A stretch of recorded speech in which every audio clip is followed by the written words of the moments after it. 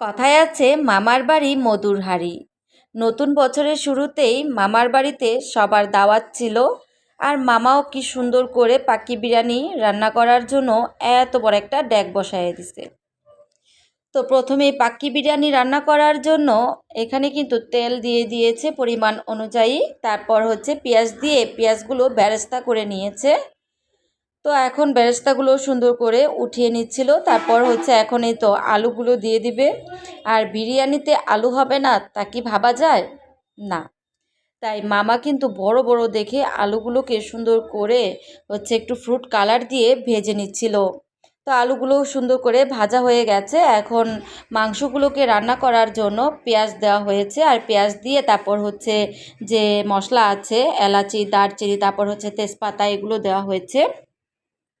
তারপর হচ্ছে সব মশলা দিয়ে পেঁয়াজের সাথে ভালো করে মানে একদম সুন্দর করে ভেজে নিচ্ছিল। আর স্বাদ অনুযায়ী এখন লবণ দেওয়া হয়েছে।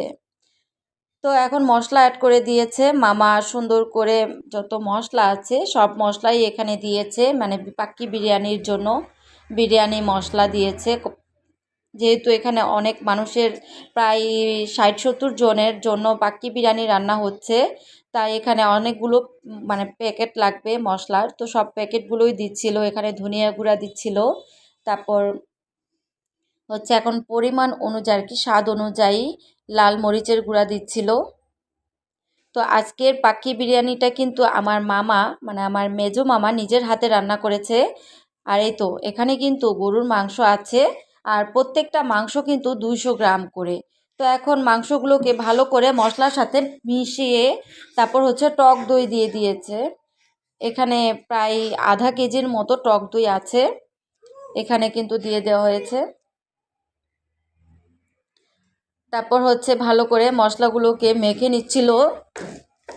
মশলাগুলোকে মেখে মানে একদম মশলাগুলোকে কষিয়ে তারপর আবার স্বাদ অনুযায়ী লবণ দেওয়া হয়েছে।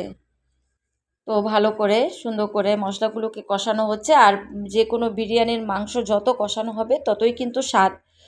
আর এখন কিন্তু পরিমাণ অনুযায়ী মামা সস দিচ্ছিল। আর মামা কিন্তু আবার বাবুর্চি না, তবে বাবুর্চিদের থেকে কোনো অংশে কিন্তু মামার হাতের রান্না কম হয় না। তো যে কোনো অনুষ্ঠানেই মামা কিন্তু হচ্ছে, যারা মানে ঘরোয়া যে অনুষ্ঠান হয় না যে নিজেরা নিজেরা খাওয়ার জন্য, সেটা মামা নিজেই রান্না করে থাকে। তো আলহামদুলিল্লাহ আমাদের অনেক ভাগ্য যে আমরা ছোট থেকেই মামার বাড়িতে সব সময় অনেক আনন্দ করি। তো যখন নানু ছিল তখন আরও বেশি আনন্দ হয়েছে। তো এখন আমার নানু নেই, আল্লাহর কাছে চলে গেছে। তো তারপরেও আমার মামারা সবাই মানে একসাথে সবাই যে আনন্দ করার জন্য যে সবাইকে ইনভাইট করে সবাই একসাথে হই সবাই বছরের শুরুতে, আসলে এটাও অনেক বড় একটা পাওয়া।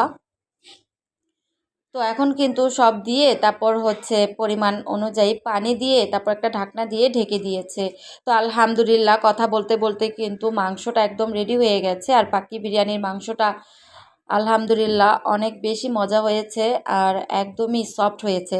তো বিরিয়ানির মাংস যদি সফট হয় তাহলে খেতেও কিন্তু অসম্ভব মজা হয়, অসম্ভব মজা হয়। তো এখন কিন্তু ওইদিকে কিন্তু পোলাওয়ের জন্য কিন্তু বিরিয়ানিটা, মানে পাক্কি বিরিয়ানির জন্য আর কি, পোলাওটা একদম মানে রান্না হচ্ছিল।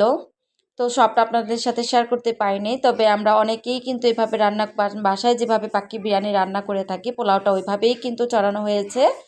আর সব ময় মশলা দিয়ে তেল দিয়ে তারপর হচ্ছে পোলাওগুলো মানে চাউলগুলো দেওয়া হয়েছে।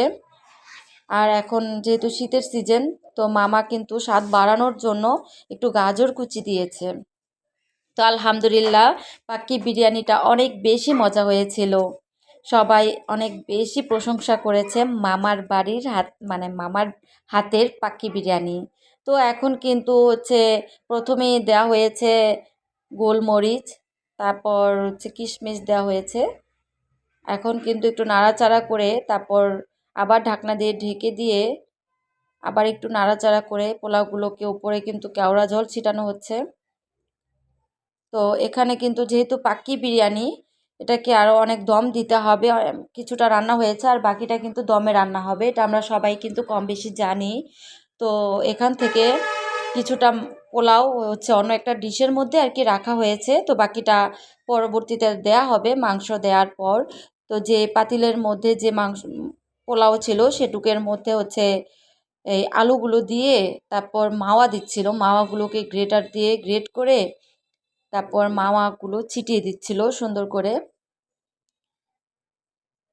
আর ওই যে বললাম না, এই সম্পূর্ণ বিরিয়ানিটাই আমার মামা রান্না করেছে। আর আমার ওই যে আমার খালাতো ভাই ছিল, তো সেও কিন্তু মামার সাথে অনেক হেল্প করেছে। আর আমরা তো ছিলামই সবাই একসাথেই রান্না পাশেই ছিলাম। তো এই তো মাওয়া দিয়ে তারপর মামা কিন্তু পেঁয়াজের বেরেস্তা দিয়ে দিল। আর এখন মাংসগুলোকে দেয়া হবে। তো সম্পূর্ণ মাংস দিয়ে পুরো সাইডে আশেপাশে সব জায়গায় কিন্তু মাংসগুলোকে দিয়ে আবার ওই যে ডিশে যে রাখা হয়েছিল পোলাওগুলো, সেই পোলাওগুলো কিন্তু দেওয়া হচ্ছে। তো সাধারণত আসলে আমরা যেভাবে ঘরে রান্না করি সেভাবেই, তবে ঘরের থেকে বেশি টেস্টি হয় যদি ড্যাগে রান্না করা হয় এভাবে। আর লাকড়ি চুলায় যেভাবে মানে বিয়ে বাড়ির যে কোনো খাবার কিন্তু অনেক বেশি টেস্টি হয়। তো এই পাক্কি বিরিয়ানিটাও কিন্তু সেরকমই হয়েছে। আর এই তো পোলাও দিয়ে তারপর হচ্ছে পেঁয়াজের বেরেস্তা দেওয়া হচ্ছে। তো পেঁয়াজের বেরেস্তা দেওয়া হয়ে গেছে, এখন আবার যতটুকু মাওয়া ছিল উপরে ছিটানো হচ্ছে, উপরে ছিটিয়ে দেওয়া হচ্ছে। তারপর হচ্ছে কাঁচামরিচ দিয়ে দিবে, কাঁচামরিচ দিয়ে তারপর ঘি দেওয়া হবে। আর একদমই খাঁটি ঘি, এই তো খাঁটি ঘি দিয়ে দিচ্ছে ওপরে। আর ঘি ছাড়া যে কোনো খাবারই কিন্তু অপূর্ণতা থেকে যায় আর কি, যেমন পোলাও, তারপর হচ্ছে বিরিয়ানি টাইপের আর কি খাবার। তো আলহামদুলিল্লাহ এখন কিন্তু পাক্কি বিরিয়ানিটা অনেকটাই কিন্তু রেডি হয়ে যাচ্ছে। আর উপরে কিন্তু কয়লাগুলো দিয়ে এখন দম দেওয়ার পালা, তো দম দিচ্ছিল। আর এই দম দেওয়ার কারণে কিন্তু পোলাওটা একদমই সিদ্ধ হয়ে গেছে আর একদমই ঝরঝরা আলহামদুলিল্লাহ। এই তো মামার হাতের পাক্কি বিরিয়ানিটা দেখেই বুঝতে পারছেন কতটা লোভনীয় হয়েছে। তো আলহামদুলিল্লাহ অনেক বেশি মজা ছিল এই পাক্কি বিরিয়ানি। তো আমার মামি, আমার বৌমা, মামিকে আমরা বৌমা বলি, আমার বৌমা সুন্দর করে বেড়ে বেড়ে সবাইকে দিচ্ছিল, যেহেতু আমরা নিজেরা ঘরোয়া অনুষ্ঠান এখানে সবাই মানে নিজেদের মানুষই। তো মামি যেন কেউ কম বেশি না পায় এর জন্য হ্যাঁ সবাইকেই দিচ্ছিল, একদম পারফেক্টভাবে বেড়ে বেড়ে দিচ্ছিল।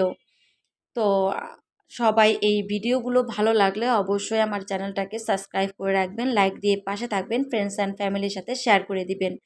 আর কমেন্টে জানাবেন যে আমার মতো মামার বাড়িতে কারা কারা মজা করে থাকেন। তো সবাই দোয়া করবেন, নতুন বছরের শুভেচ্ছা সবাইকে। তো এই তো দেখতে পাচ্ছেন সবাইকে কি সুন্দর করে বেড়ে বেড়ে দিচ্ছিল যেন কারোরই কম বেশি না পড়ে। তো সবাই ভালো থাকবেন, সুস্থ থাকবেন। আসসালামু আলাইকুম।